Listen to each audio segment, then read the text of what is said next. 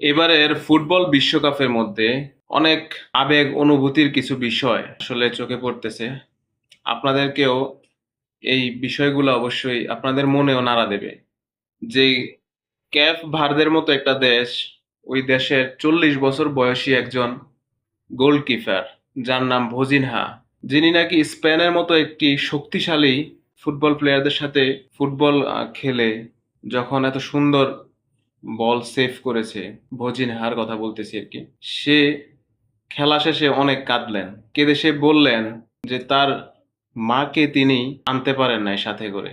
শুধুমাত্র টাকার অভাবে। একটু ভাবেন যে একজন অসহায় পরিবারের ভিতরে মানে একটু অসহায় দরিদ্র পরিবারের মধ্যে জন্ম নিলে মানে তার স্বপ্ন আশা পূরণ হওয়া কতটুকু কষ্ট, কতটুকু কঠিন। শুধুমাত্র কিছু টাকার কারণে বজিনহা তার মাকে তার সাথে নিয়ে আসতে পারেন নাই। তার কিন্তু বয়স হয়েছে ৪০ বছর। যারা ফুটবল লাভার আছেন তারা অবশ্যই ভিডিওটা শেয়ার করবেন। ফুটবল খেলা আপনি কি পছন্দ করেন? অবশ্যই কমেন্টে জানিয়ে যাবেন।